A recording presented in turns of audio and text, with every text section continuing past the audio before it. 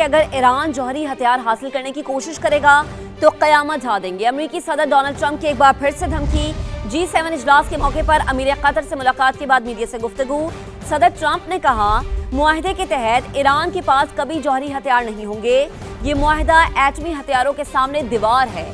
امریکہ ایران میں کوئی سرمایہ کاری نہیں کر رہا۔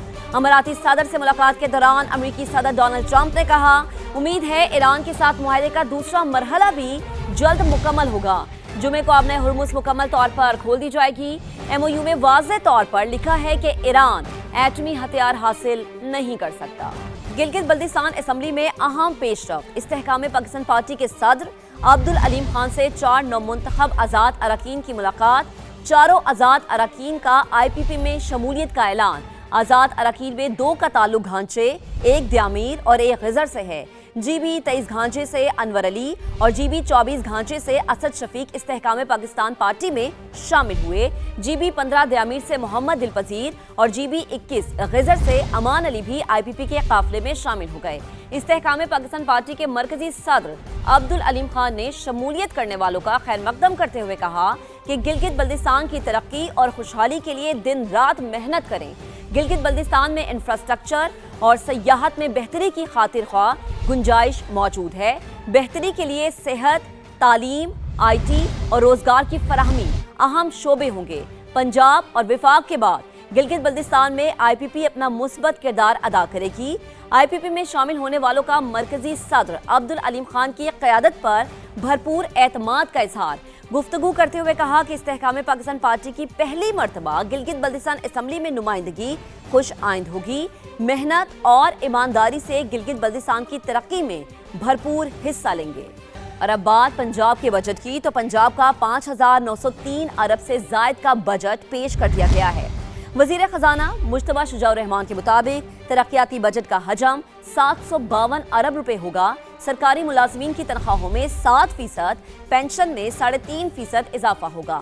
تعلیم کے لیے 750، صحت کے لیے 500 ارب روپے رکھے گئے ہیں۔ مالی سال 2026-27 کے لیے مجموعی بڑی بجٹ کا حجم 5903 ارب 46 کروڑ روپے تجویز کیا جا رہا ہے، جو کہ رواں مالی سال کے مقابلے میں 10.7% زیادہ ہے۔ جاری اخراجات کا تخمینہ 1962 ارب 93 کروڑ روپے، جو کہ رواں مالی سال کے مقابلے میں 3.1% کم ہے، جس کی اہم وجہ حکومت کی کفایت شاری ہے۔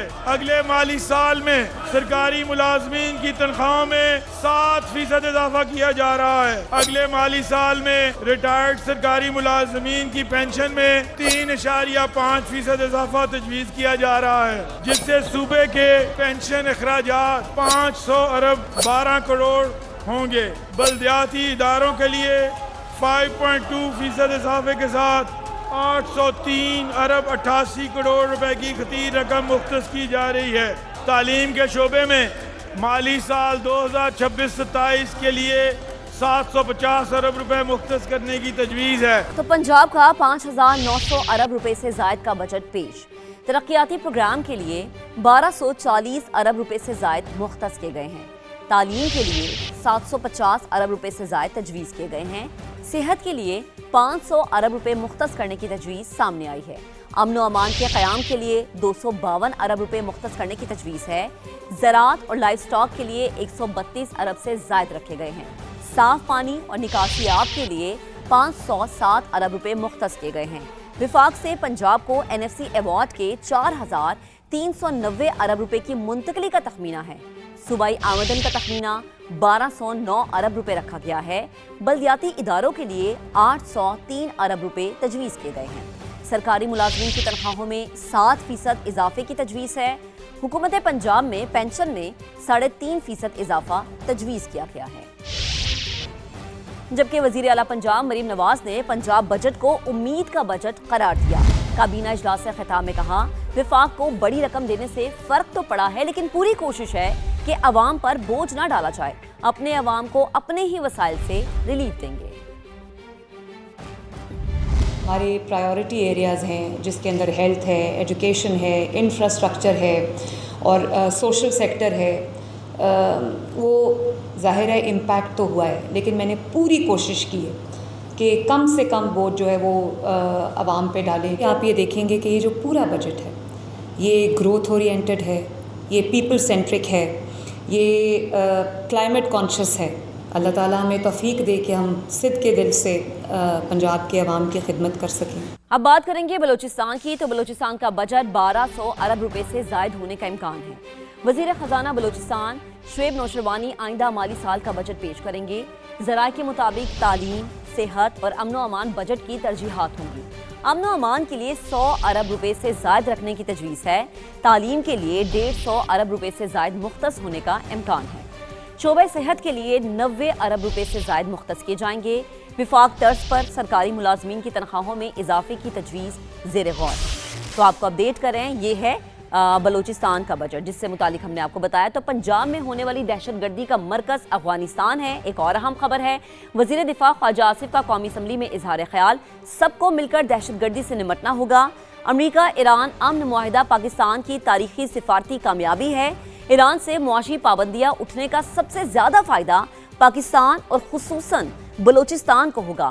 آزاد کشمیر میں جاری خونی کھیل کے تانے بانے برطانیہ میں بیٹھے چند افراد اور بھارت سے ملتے ہیں. پاکستان میں دہشت گردی چاہے وہ بلوچستان میں ہو رہی ہے یا کے پی میں ہو رہی ہے، دونوں کا اوریجن افغانستان. یہ مسئلہ کسی ایک پارٹی کا نہیں ہے، کسی ایک صوبے کا نہیں ہے، ہم سب کی کولیکٹیو ذمہ داری ہے. اس کا حل ہونا چاہیے. ایران کے ساتھ جو ہمارے ایک تاریخی تعلقات ہیں ان میں ایک نہایت خوشگوار ڈیولپمنٹس ہوئی ہیں، ان پہ سینکشن جو ہے ریلیکس ہو رہی ہیں اور سب سے بڑا بینیفیشری اس کا بلوچستان ہو. ڈپلومیٹک وکٹری میں پاکستان نے اپنا رول پلے کیا ہے. یہ لمحات جو ہے قوموں کی تاریخ میں صدیوں کے بعد آزاد جموں کشمیر، وہاں پہ جو کھیل کھیلا جا رہا ہے اس کے تانے بانے یا تو برطانیہ میں بیٹھ کے وہ لوگ جن کے پاس برطانوی شہریت ہے ان کے ہاتھوں میں ہے، اور یا ان کی معرفت جو ہے ہندوستان کے ہاتھوں. کس نے ووٹ دینا ہے کتنے نہیں دینا نہیں، اسمبلی جب بنے گی وہ ڈیسائیڈ کر لیں. موب کو جو ہے اختیار نہیں دیا جا سکتا. ہماری اکانومی آئی سی یو سے نکل چکی ہے. انشاءاللہ 1-2 سال میں 6.7 یا 7% جو ہے اس گروتھ ریٹ کے اوپر ہم پہنچیں گے. کہ اگر ایران جوہری ہتھیار حاصل کرنے کی کوشش کرے گا تو قیامت ڈھا دیں گے. امریکی صدر ڈونلڈ ٹرمپ کی ایک بار پھر سے دھمکی. G7 اجلاس کے موقع پر امیر قطر سے ملاقات کے بعد میڈیا سے گفتگو. صدر ٹرمپ نے کہا معاہدے کے تحت ایران کے پاس کبھی جوہری ہتھیار نہیں ہوں گے. یہ معاہدہ ایٹمی ہتھیاروں کے سامنے دیوار ہے. امریکہ ایران میں کوئی سرمایہ کاری نہیں کر رہا. اماراتی صدر سے ملاقات کے دوران امریکی صدر ڈونلڈ ٹرمپ نے کہا امید ہے ایران کے ساتھ معاہدے کا دوسرا مرحلہ بھی جلد مکمل ہوگا.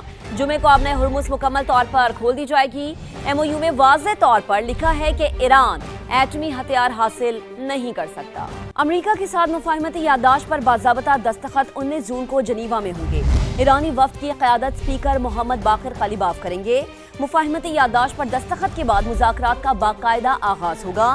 ایرانی نائب وزیر خارجہ قاسم غریب آبادی نے کہا واشنگٹن نے یقین دہانی کرائی ہے کہ جنگ بندی تمام محاذوں پر ہوگی.